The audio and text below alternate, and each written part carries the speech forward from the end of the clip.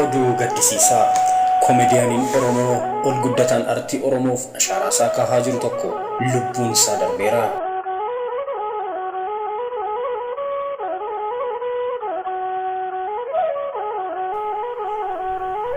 Komeediyaan Soraa Abdataa magaalaa Finfinnee naannoo Jaamoo tokko jedhamuun beekamu warshaa fuullee yookaan mastaawotii fuuldura gamoo moolii Rahaa jedhamu hoteela Ivoolaa keessatti lubbuun isaa darbeera.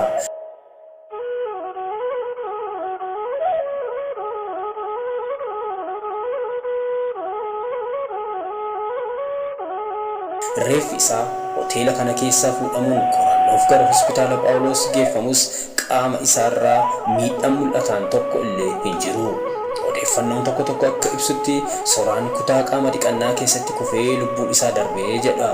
Sanas haa ta'u kana Soraan dhukkubsatee akka hin turre hiriyootni isaa ni himu. Soraan dargaggeessa jabaa nama artiitii gara fuulduraattis sirba ofiisaa maxxansuuf nama hojii isaa xumuraa jirudha. Soraan yeroo isaa fi dandeettii isaa otoo hin qusatin qoosaa isaa hin qufamne sanaan saba isaa bohaarsaa fi barsiisaa tureera. Maal godha garuu kaayyoo isaa otoo galmaan hin gahin duuti isa durse malee.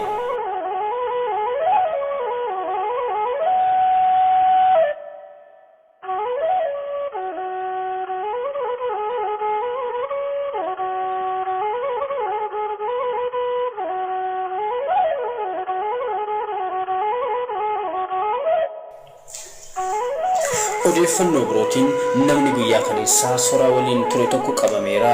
Dhugaan awwaalamtee hin haftu bahuun ishii waan hin oolle. Kana garuu akka isa kaanii ukkaamsuun akka hin hambisne uummatnii fi qaamni dhimmi isaa ilaallatu cimsee hordofuu qaba. Finfinneen dhiiga artistoota Oromoo dhuguun dhiyeeffatte har'as kan Soraa fi namoota biroo dabalatteetti duutuma eenyuma keenyaaf illee hin hafu.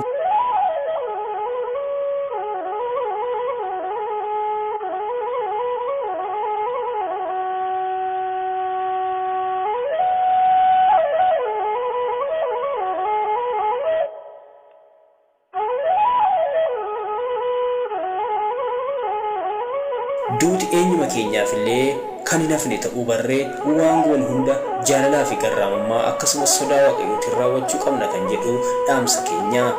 Waaqayyoo lubbuusaaf boqonnaa, maatiif hiriyoota isaa akkasumas dinqisiifattoota isaa hundaaf jajjabina haa kennu jenna.